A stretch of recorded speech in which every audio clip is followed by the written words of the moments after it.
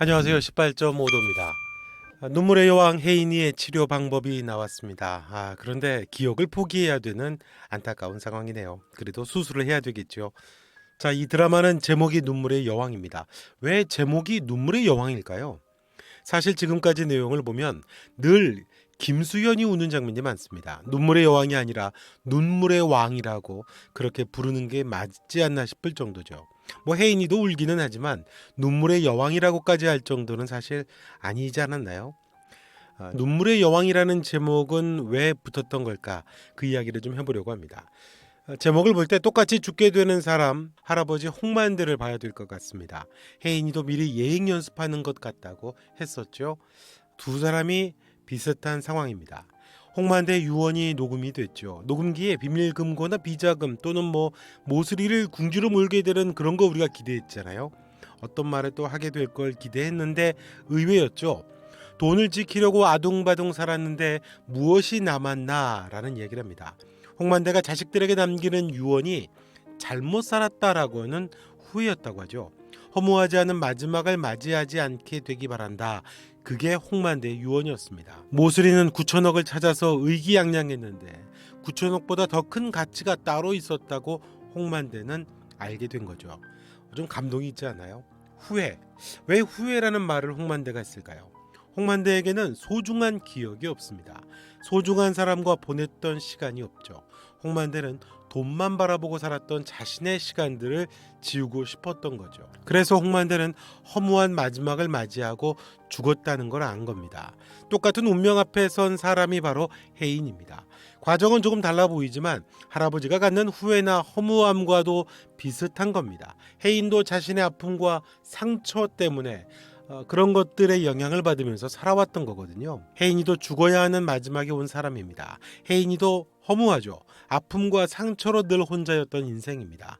혜인이를 만들어 온 건 오빠가 죽었던 이후로부터의 상처와 아픔이고 그것에 대한 반작용으로 뭔가에 집착하면서 살았던 거죠. 그게 혜인이의 정체성이 돼버린 겁니다. 할아버지처럼 소중한 기억은 없고 늘 혼자였던 인생이었던 거죠. 그리고 마지막에 도착한 겁니다. 그런데 혜인이는 그 기억이 사라집니다. 아마 홍만대도 그 기억을 다 지우고 새로 시작하라고 그러면 아마 그걸 선택하지 않았을까요? 기억이 사라진다는 건 혜인이의 상처까지 지워진다는 의미입니다. 혜인은 정체성이 회복되겠죠. 정 많고 따스한 홍혜인의 모습이 될 겁니다. 그리고 다시 만나는 현우에게서 알 수 없는 감동이 조금씩 오겠고 한결같은 사랑으로 혜인이의 곁을 늘 지켜줬던 현우입니다. 할아버지 홍만대는 그렇게 옆에 있었던 사람이 없었죠. 모슬이가 있었거든요. 짧았지만 처음으로 소중한 사람과 보내는 행복한 순간도 혜인에게 있습니다. 온통 상처와 아픔으로 혼자라고만 여기고 살았던 혜인이 머리에 현우는 한결같은 사람의 기억으로 머리에 남아있는 사람이죠. 짧지만 소중하고 따뜻한 추억을 만들었던 사람입니다. 할아버지 홍만대도 그런 얘기 하잖아요. 잠깐 기억이 난다고 했습니다.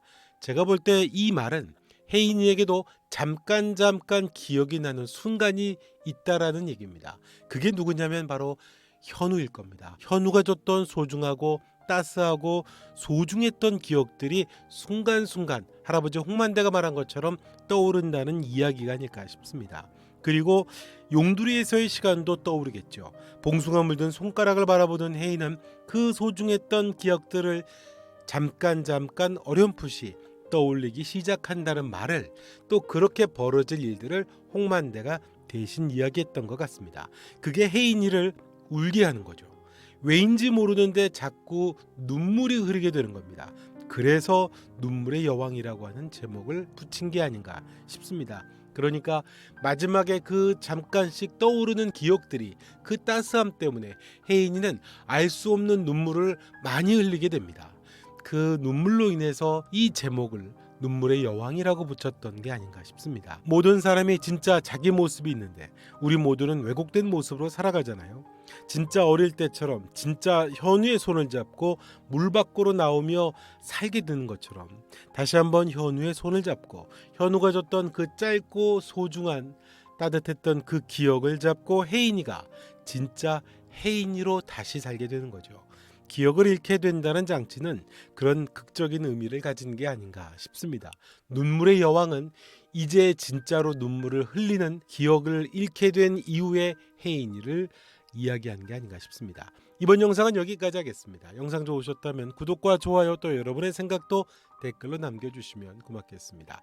지금까지 18.5도였습니다. 또 뵙겠습니다.